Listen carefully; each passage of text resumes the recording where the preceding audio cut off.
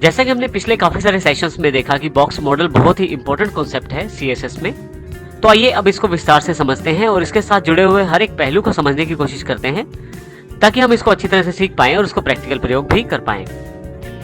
तो आइए देखते हैं किस प्रकार हम बॉक्स मॉडल का प्रयोग कर सकते हैं इस सेशन में। बॉक्स मॉडल का प्रयोग केवल एक एलिमेंट की हाइट या विड्थ को डिसाइड करने के लिए नहीं होता, बल्कि इसका एक फायदा और भी रहता है। उस एलिमेंट के आसपास के जो एलिमेंट हैं या उस एलिमेंट के आसपास का जो कॉन्टेक्स्ट है, उन सब को निर्धारित करता है बॉक्स मॉडल प्रॉपर्टीज।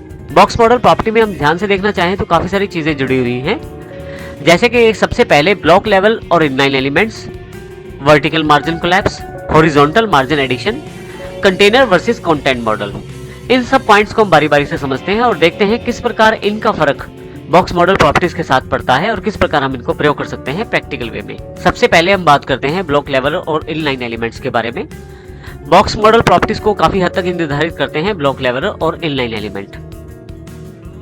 अगर हम इन दोनों के अंतर को समझना चाहें तो सबसे पहले बात करते हैं ब्लॉक लेवल की। ब्लॉक लेवल एलिमेंट्स, हालांकि ये पहले भी सेशन में कर चुके हैं, लेकिन यहाँ पे अब इसको थोड़ा सा डिस्क्रिप्टिव रूप में देखते हैं। ब्लॉक लेवल एलिमेंट्स पूरी की पूरी विड्थ का प्रयोग करते हैं जो अवेलेबल रहती है उनके पास।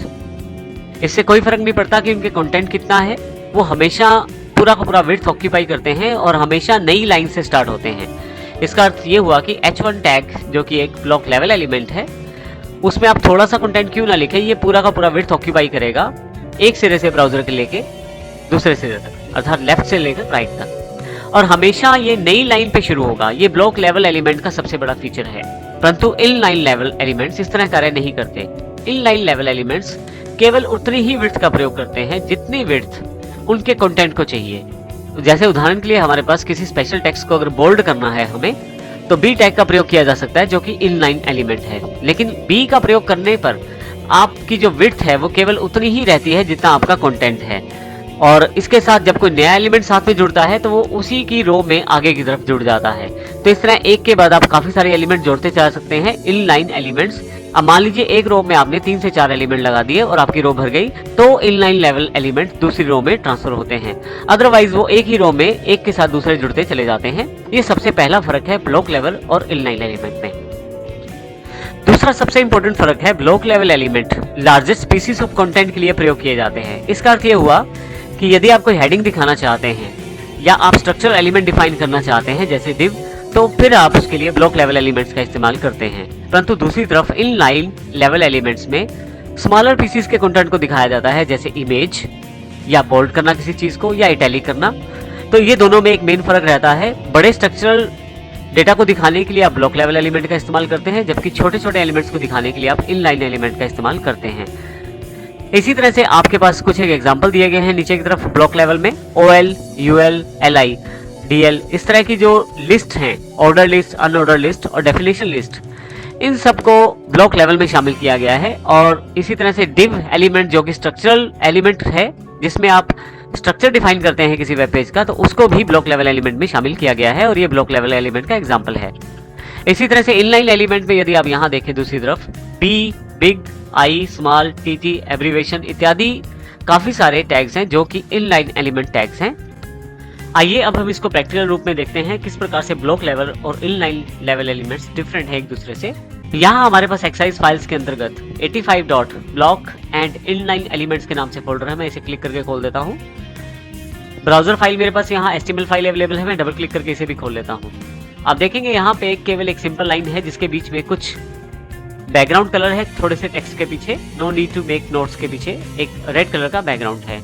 आइए इसकी कोडिंग को देखते हैं। Right click, edit with notepad plus के साथ। यहाँ पे हमारे पास सिंपल डॉक्यूमेंट है जिसमें HTML को शामिल किया गया है, हेड को स्टाइल लिया गया है जिसमें स्पैन को स्टाइल दिया गया है, बैकग्राउंड कलर रेड, और इसी तरह से बॉडी में कुछ टेक्स्ट लिखा गया है जिसमें बीच में हमने स्पैन टैग को प्रयोग कर लिया है।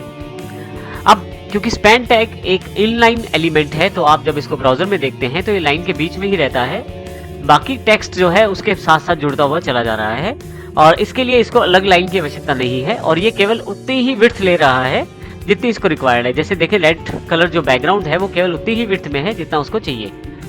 आइए अब हम इसको ब्लॉक लेवल एलिमेंट में चेंज करके देखते हैं। उसके लिए हम यहाँ पे H1 का प्रयोग करते हैं। और नीचे की तरफ स्पैन के साथ भी H1 टैग का।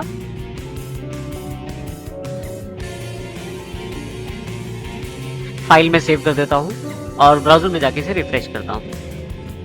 अब आप देखेंगे कि ये एक ब्लॉक लेवल एलिमेंट बन चुका है। इस कारण ये अलग लाइन में दिखाया गया है। इसमें जितनी विड्थ इसको चाहिए थी वो इसने प्राप्त नहीं की, बल्कि लेफ्ट से लेकर राइट तक जितनी विड्थ अवेलेबल है वो सारी की सारी इसने ऑक्यूपाई की है, क्योंकि ये ब्लॉक लेवल एलिमेंट है। और अगली जो लाइन है वो भी अलग लाइन में आई है, अर्थात इसने अपने लिए बिल्कुल अलग लाइन क्रिएट की है। यदि मैं यहाँ देखूं तो ये H1 है जो कि एक ब्लॉक लेवल टैग है, जबकि पहले वाला जो टैग था वो स्पैन टैग था जो कि इनलाइन एलिमेंट था। तो इस तरह से इन दोनों का अंतर समझना हमें बड़ा जरूरी है, क्योंकि इसका प्रभाव काफी हद तक बॉक्स मॉडल प्रॉपर्टीज को निर्धारित करते समय पड़ता है।